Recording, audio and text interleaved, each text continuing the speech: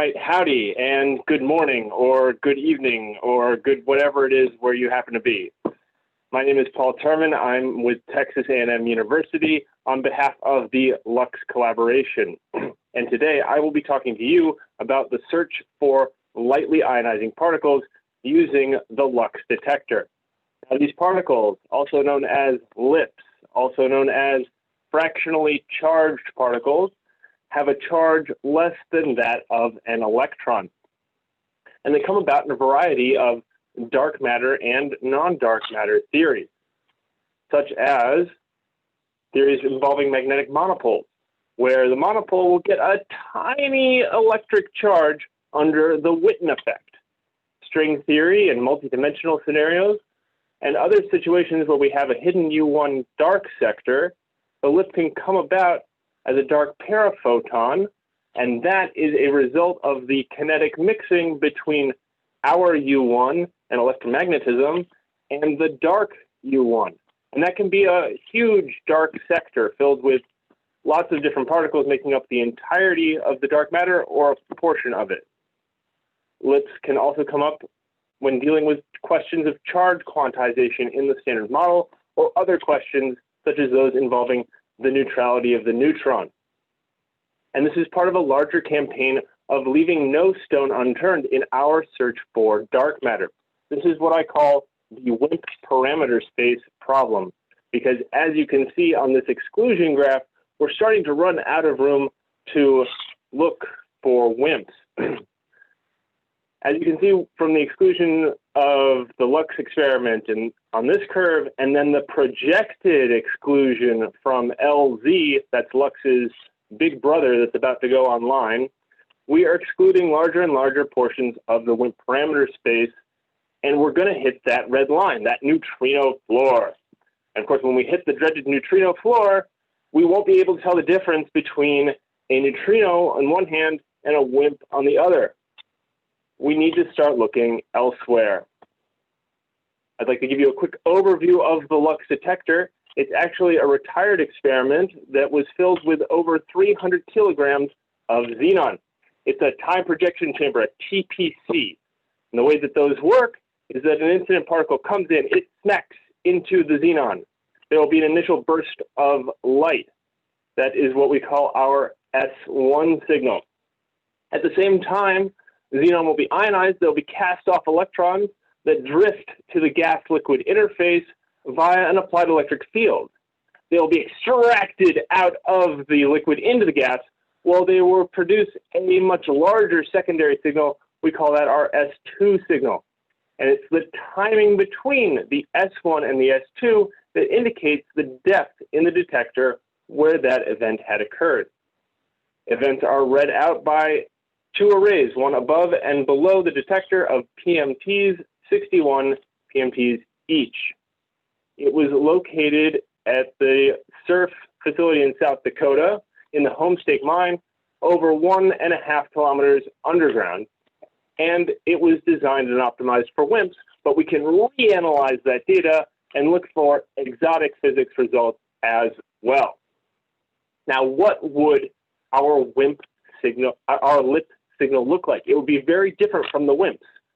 We would actually be looking for a track. And there are two different types of tracks through the detector that we could possibly see. The first is where we have discrete hits along the path of the detector. That could be dozens of hits. We've actually opened up the data processing framework to allow for up to 100 pulses to be found, as opposed to the standard 10.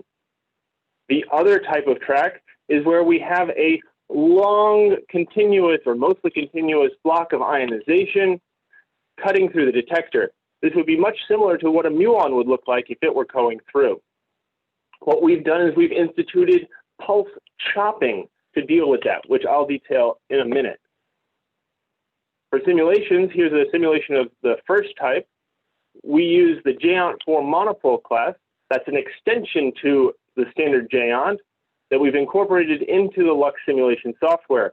We've turned off that magnetic charge, and then we play with that electric charge that I spoke of, comes out in the Witten effect.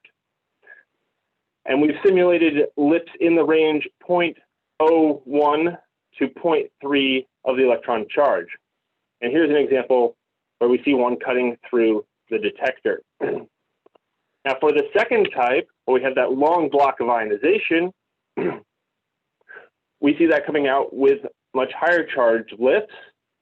What we've done is for a chopping candidate, we first check to see that there are 40 microseconds of length in that pulse.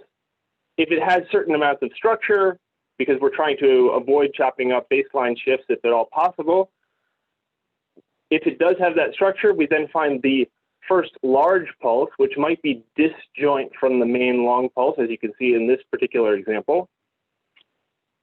We take off 50 samples, that's 500 nanoseconds for S1 timing, and then we extend out to 320 microseconds and chop the rest of that up equally, which is the physical extent of the detector. We can then take that timing, toss it through the data processing framework with the pulse information, and then we are able to get corrected energies, positions, and all of the other data that we need to find our tracks. For data analysis, we've gone through two different methods. The first one is more of a traditional data selection analysis criteria or cuts method, where we've taken 14 days of our 86 available live days of data. We've assumed that there is no signal there. We then develop cuts separating that assumed background from our simulations, which we are then treating as signal. We've developed cuts on 6 different parameters, plus the notion of chopping, so that's 7 parameters. And here's an example of one of the cuts that we've made. This one is on the incident angle of the lip going into the detector. As you can see, most of the live events as background, those are actually very straight.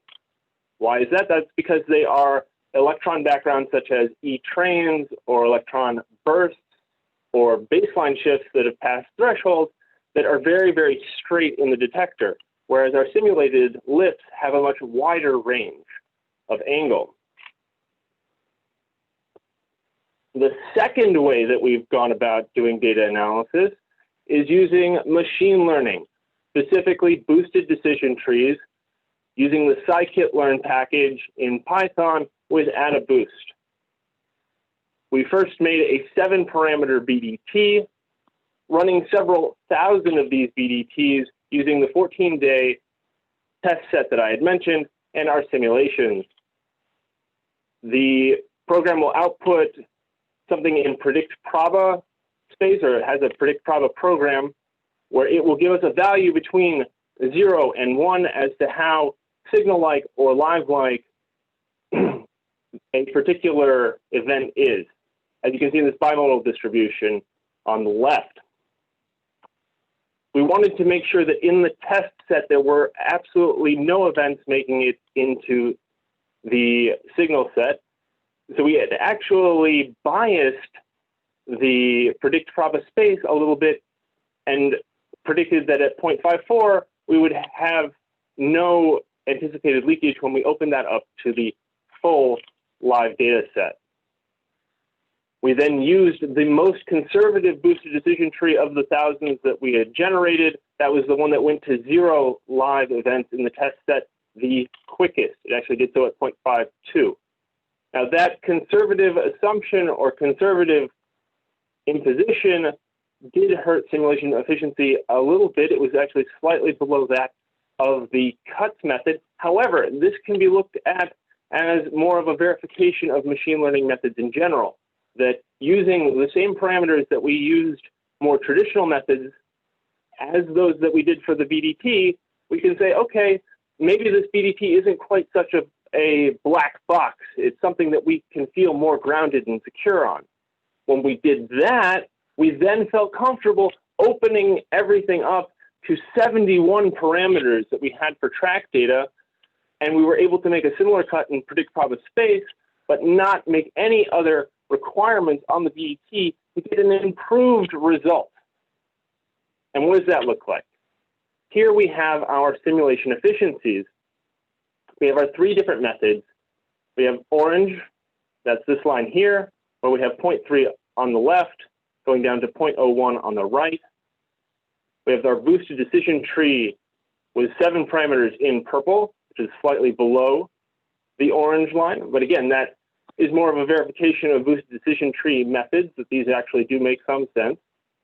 And then we have in green our 71 parameter boosted decision tree, where we see an improvement at all charges, with the exception of 0.3, where it's slightly below the cuts method. That's probably because we had fewer 0.3 simulations in the test set altogether, because they're just so darn big and hard to simulate. What does that do for our final flux? We are able to produce new limits, cutting out larger portions of the parameter space. Here we have the 3 different methods that I've mentioned, the cuts and then the 2 BDTs. And we are able to make improvements on the limit set by other dark matter experiments, specifically CDMS and Majorana, at all of the charges there. We can't really compete with some of the larger scintillators, such as Macro and Kamikandai, but we are able to place new limits in this lower charge regime, which is really impressive. And this is using only 86 days of live data. Now let's get into some speculation of what LZ, LUX's big brother, could actually do.